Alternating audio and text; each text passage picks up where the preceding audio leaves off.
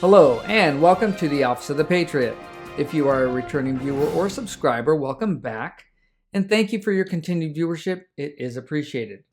And if you're new to my channel, well, congratulations on finding it. I hope you find the content worth coming back for. My name is Myron Ybarra, and I'm your host. In today's episode, I'm going to discuss what I believe is one of the largest gross misuses and abuses of law by anti-capitalists, also known as Democrats here in the United States, and that is environmental and wildlife protection law. Now, some of you may be wondering why I'm wearing my foil hat. Well, that's because many naysayers would assert that this episode is filled with nothing more than conspiracy theory. However, looking at the concept of the political hijacking of environmental law through the lens of Occam's razor, when you remove all the false data, whatever facts remain, however implausible, must be the truth. So, before I get into this topic any further, I would like to get your take. Do you believe government should have unrestricted control over your property and or land based on environmental or species protection law? Please take a minute to comment below. During the formation of the United States, people immigrated here for a better way of life. The continental United States was rich in natural resources like game, wood, iron, and gold. It had a temperate climate, and land was in abundance.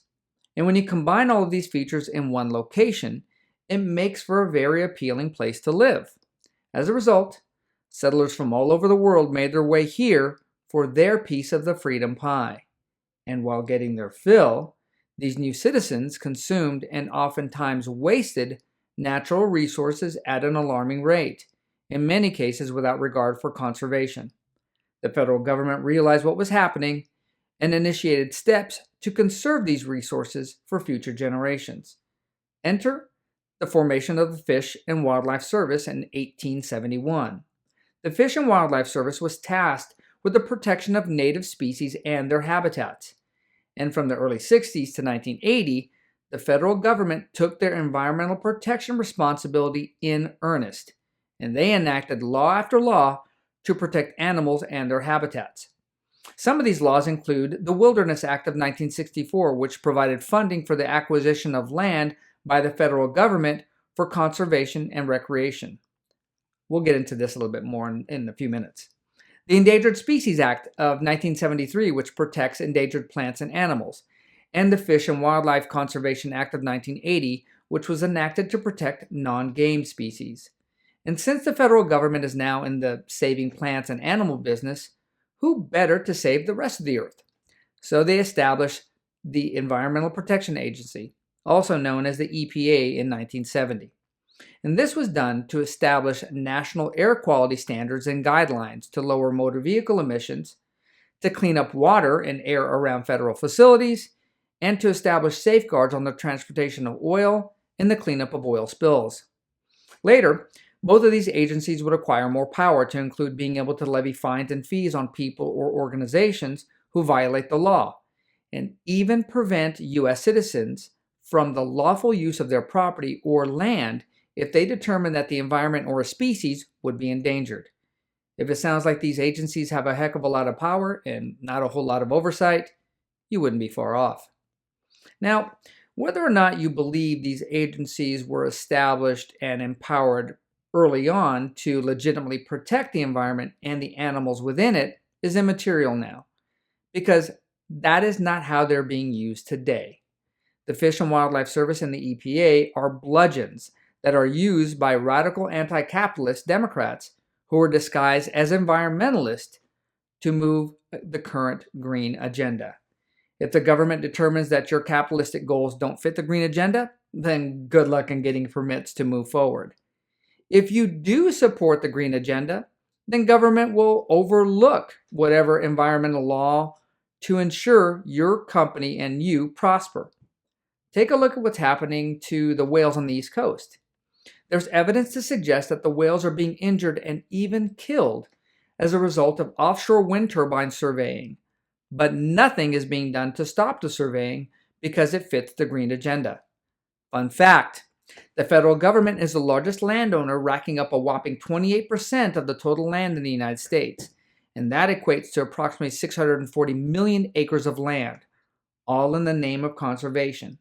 But is it really? You see, when government owns the land, the likelihood of that land being sold back to the people is negligible at best. Natural energy resources like oil, natural gas, wood, ore, as well as rare earth minerals used in manufacturing critical infrastructure products like computer chips, medical hardware, and batteries require the federal government to lease the land back to private business to extract these resources. And that's if they grant the leases at all. If the land is privately owned, the owners are required to ensure that there will be no environmental impact to the native species of plants or animals or the surrounding environment before even starting the process of extracting the resources or even using the land at all.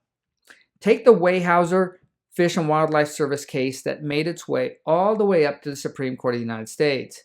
In this case, the Fish and Wildlife Service claimed that the land owned by Weyerhaeuser is a critical habitat for a species of frog. However, that frog has not been in that area for over 50 years. As a result of the passage of time, many of the native flora of the wetlands in that area has changed, which was one of the reasons for the migration of that frog. These natural changes were detrimental to the frog, so the federal government is now wanting Weyerhaeuser to clear existing plants and trees, replant new trees that would help the frog survive, and have controlled burns of the grasslands in the area to reintroduce new grasses for the frog, again, who isn't even there. This case has prevented Mr. Weyerhaeuser from doing anything with the land since 2013. Once this case is settled, it's going to have major implications on property rights and personal freedoms here in the United States. And this is just one instance of hijacking of environmental law for the purposes of stagnating growth. And there are hundreds of others.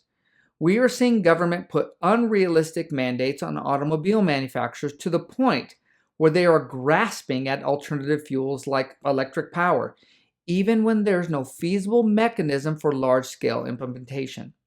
Even clean burning fuels like compressed natural gas are being vilified. The federal government is now pushing the banning of natural gas stoves in all homes in the United States. As citizens, we must ask ourselves why this is happening.